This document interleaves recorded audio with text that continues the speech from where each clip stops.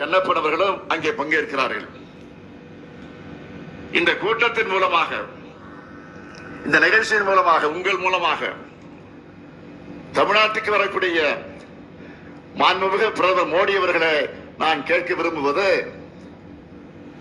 தமிழ்நாட்டு மக்களுக்கு ஏற்பட்டுள்ள நியாயமான அச்சத்தை நீங்க போக்கணும். தென் மாநிலங்கள் உள்ளிட்ட மக்கள் தொகையை கட்டுப்படுத்தின மாநிலங்களோட தொகுதி விழுக்காடு குறையாது என்கிற உறுதிமொழிய தமிழ்நாட்டு மண்ணில் நின்று நீங்க வழங்கணும். அதுக்கான அரசியலமைப்பு சட்ட திருத்தத்தை நாடாளுமன்றத்திலையும் நிறைவேற்றணும். இது ஏதோ வெறும் தொகுதியோட எண்ணிக்கை பத்தின கவலை மட்டும் இல்ல, இது நம்ம அதிகாரம், உரிமைகள் மற்றும் எதிர்கால நிலங்களை பத்தின கவலை. புதுச்சேரியோடு சேர்த்து 40 எம்பிக்கள் இருக்கும்போது தமிழ்நாட்டின் குரலை நாடாளுமன்றத்தில் நசுக்கிறாங்க. இந்த எண்ணிக்கையும் குறைஞ்சா தமிழ்நாட்டை ஒழிச்சிடுவாங்க, நசுக்கிடுவாங்க. இந்தி திணிப்பு, நிதி ஒதுக்கீடு மற்றும் சிறப்பு திட்டங்கள்ல தமிழ்நாடு புறக்கணிப்புன்னு நம்ம எம்பிக்கு நாடாளுமன்றத்தில் நம்ம மாநிலத்துக்காக மட்டும் இல்லாம ஒட்டுமொத்த இந்தியாவுக்கும் பேசுறாங்க. அதனாலதான் நம்ம வலிமையை குறைக்க பாஜக துடிக்குது. டிவி ஆன் பண்ணா, யூடியூப், சோசியல் மீடியாக்கள்ல போனா நம்ம உறுப்பினர் பேச்சு தான் எல்லா இடத்திலையும் ஒலிக்குது. வெப்பாரிய திருத்த சட்டத்தை எப்படி நள்ளிரவு 2 மணிக்கு ஒன்றிய பாஜக அரசு அனைத்து எதிர்கட்சிகளுடைய கடும் எதிர்ப்பையும் மீறி நிறைவேற்றினாங்கன்னு பார்த்திருப்பீங்க. தொடக்க முதல தமிழ்நாடு அரசும் திமுகவும் அதை கடுமையாக எதிர்த்தோம். நாடாளுமன்ற கூட்டுக்குழு இடம்பெற்றிருந்த நம்முடைய ராசா அவர்களும் அப்துல்லா போன்றவர்கள் எல்லாம் அந்த பரிந்துரைகள் எல்லாம் படிச்சு பார்த்துட்டு எதிர்ப்பு தெரிவிச்சிருக்கிறாங்க. ஆனா எதையோ காதுல வாங்காம வகுத்திருத்த சட்டம் ஜனநாயகத்துக்கு விரோதமான முறையில் நிறைவேற்றப்பட்டதுக்கு அப்பவும் எல்லா எதிர்கட்சிகளும் விவாதத்தில் கலந்துகிட்டு ஆவேசமா, அறிவுபூர்வமா, விளக்கமாக தன்னுடைய நிலைப்பாட்டை முன்வைச்சாங்க. மக்களவையில நம்முடைய அருமை சகோதரர் ராசா 1/2 மணி நேரத்திற்கு மேல நெருப்பு பறக்க பேசுறது தலைப்பு செய்தியாச்சு. மாநிலங்களில் நம்முடைய திருச்சி சிவா அவர்கள் 20 நிமிடத்திற்கு மேல பேசி உணர்ச்சிபூர்வமாக அங்கே முழங்கி இருக்கிறார். இது ஒரு புறம்.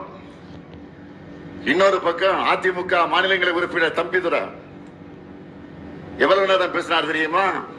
ஒரே 1 நிமிஷம் தான். கிரிக்கெட்ல முதல் பதிலே டக் அவுட் ஆகிற பேட்ஸ்மேன் கூட இதை விட அதிக நேரம் களத்தில் இருப்பாரு. அப்படி பேசின 1 நிமிஷத்திலையும் அதிமுக எதிர்க்கதா ஆதரிக்கதான சொல்லவே இல்லை. ஆனா நாங்க இந்த மசோதாவை நிறைவேற்றப்பட்ட அன்று காலையிலேயே நம்முடைய சட்டமன்றத்திற்கு கருப்பு பட்டை அணிஞ்சுக்கிட்டு வந்து எதிர்ப்பை பதிவு பண்ணோம். அது மட்டும் இல்ல, திமுக சார்பில் உச்ச நீதிமன்றத்தில் வகுத்திருத்த சட்டத்தை எடுத்து வழக்கு தொடருவோம்னு சட்டமன்றத்தில் அறிவிச்சிருக்கிறேன். நாளை நம்ம துணை பொதுச் செயலாளர் ராசா பேர்ல வழக்கு தொடுக்கப்படும்.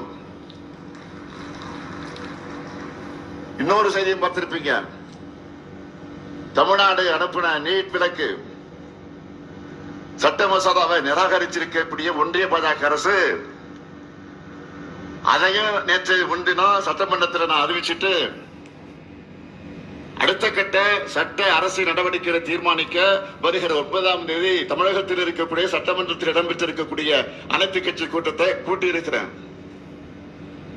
ஆனா எதிர்கட்சி தலைவர் பழனிசாமி அவர்கள் என்ன பண்றாரு?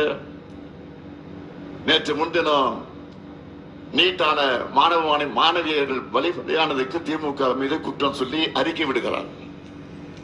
நான் கேட்கிறேன், திமுக ஆட்சியில் இருக்கும் போது தமிழ்நாட்டில் நீட் வந்துச்சா, இருந்துச்சா? இல்ல. தலைவர் கலைஞர் முதலமைச்சராக இருந்தவரை நீட் கிடையாது. இவ்வளவு அம்மையார் ஜெயலலிதா இருந்தவரை கூட நீட்டை தமிழ்நாட்டுக்குள்ள அனுமதிக்கல. அவர் மறைவுக்கு பிறகுதான் ஓ பன்னீர்செல்வமும் எடப்பாடி பழனிசாமியும் பாஜகவுக்கு பாதம் தாங்கிகளாக இருந்து இதை அனுமதிச்சாங்க. இதுதான் உண்மை. நான் கேட்கிறது இப்ப கேட்கிறேன், நீங்க அப்பா ஆதரிச்சிட்டீங்க, அனுமதிச்சிட்டீங்க, அதை விட்டுருவோம். இப்ப நான் கேட்கிறது, கூட்டணியில இருந்தப்பவும் கூட்டணியில தேர்தலை சந்திச்சப்பவும் நீட் விலக்கு வேணும்னு ஏன் நீங்க பாஜக கிட்ட நிபந்தனை விதிக்கல? ஆனா நம்ம காங்கிரஸ் கட்சியுடைய தலைவர் ராகுல் காந்தி அவர்கள் மூலமா இந்தியா கூட்டணி ஆட்சிக்கு வந்தா தெளிவா சொன்னார், நீட்டை விரும்பாத மாநிலங்களுக்கு விலக்கு அளிக்கப்படும் என்று தேர்தலில் உறுதிமொழியை தந்தார். சொல்ல வச்சோம், நாங்க சொல்ல வச்சோம். இப்ப கேட்கிறாரு பழனிசாமி, நீட் ரகசியத்தை சொல்லுங்க. பழனிசாமி கேட்டுக்கிட்டு இருக்காரு. இந்தியா கூட்டணி ஆட்சி மட்டும் ஒன்றியத்தில் அமைஞ்சிருந்தா நிச்சயம் நீட் விலக்கு நிறைவேறி இருக்கும். மாண்புமிகு எதிர்க்கட்சி தலைவர் எடப்பாடி பழனிசாமி அவர்களே, பாஜக கூட கூட்டணி இருக்கு இல்லன்னு மாத்தி மாத்தி பேசுற உங்களுக்கு நான் இந்த மேடையில் இருந்து சவால் விடுறேன். தமிழ்நாட்டு மாணவ செல்வங்கள் மீது உங்களுக்கு துளியாவது அக்கறை இருந்தா பாஜக கூட்டணிக்கு போறதுக்கு முன்னாடி நீட் விலக்கு தந்தாதான் கூட்டணின்னு வெளிப்படையா அறிவிக்க தயாரா? உருப்படியா ஒண்ணும் பண்ணாம வாய்ச்சவடால் விட்டுட்டு இருக்கிறதுதான் மக்களால் மீண்டும் மீண்டும் நீங்கள் புறக்கணிக்கப்பட்டு இருக்கிறீங்க.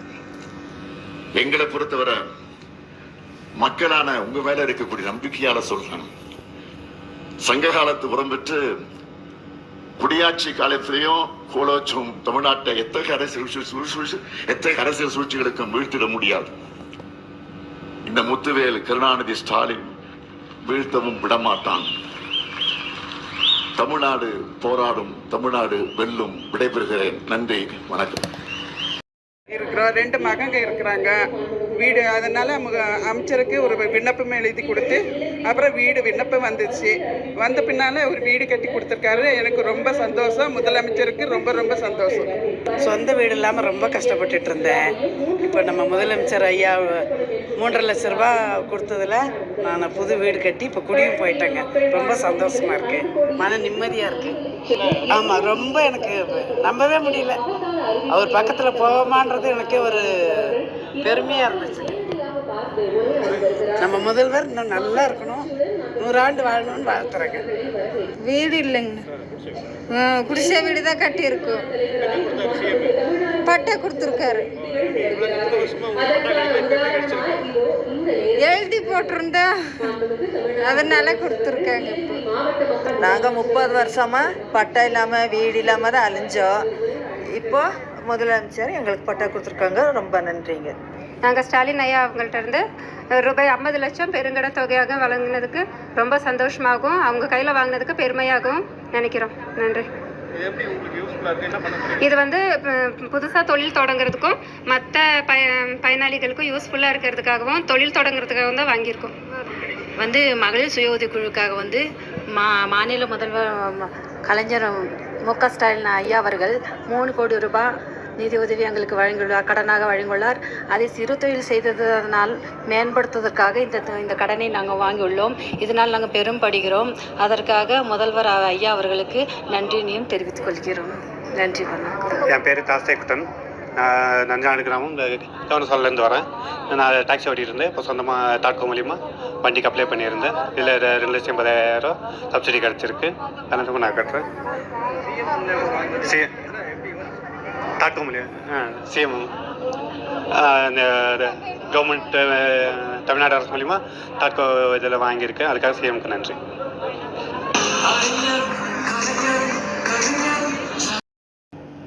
700 படுக்கை வசதிகள் இந்த மருத்துவமனையில் அமையப்பெற்றுள்ளது. 40 ஏக்கர் பரப்பளவில் இம்மருத்துவமனை மருத்துவக் கல்லூரியுடன் இணைந்து அமையப்பெற்றிருக்கிறது. மருத்துவமனை பிரிவு, மருத்துவக் கல்லூரி பிரிவு மற்றும் மருத்துவர்களுக்கான குடியிருப்பு பிரிவு ஆகியவற்றை கொண்டுள்ளது. 19,757 சதுர மீட்டர் பரப்பளவில் அமைந்துள்ள இந்த வளாகத்தில் 1,200 இருக்கைகள் கொண்ட கூட்ட அரங்கம் அமையப்பெற்றுள்ளது. 108 ஆம்புலன்ஸ் கட்டுப்பாட்டு அறை, வாகன நிறுத்துமிடம், உணவு அரங்கம் உள்ளிட்ட பல்வேறு வசதிகள் அமையப்பெற்றிருக்கின்றன. இவை அனைத்தும் நோயாளிகள் மற்றும் அவர்களது உறவினர்களுக்கு வசதியாகவும் மருத்துவர்களுக்கு பணிபுரிய ஏதுவாகவும் வடிவமைக்கப்பட்டுள்ளன. மேலும் சுற்றுச்சூழல் பாதுகாப்பு கருதி இந்த மருத்துவமனையின் கட்டுமானம் மலைப்பகுதியின் இயற்கைக்கு பாதிப்பு ஏற்படாத வகையில் மேற்கொள்ளப்பட்டுள்ளது என்பது தனிச்சிறப்பாகும். இது நீலகிரியின் சுற்றுச்சூழல் முக்கியத்துவத்தை உணர்ந்த அரசின் அணுகுமுறையை பிரதிபலிக்கிறது. இதோ மருத்துவமனை வளாகத்தினை மாண்புமிகு தமிழ்நாடு முதலமைச்சர் அவர்கள் பார்த்து வருகிறார்கள்.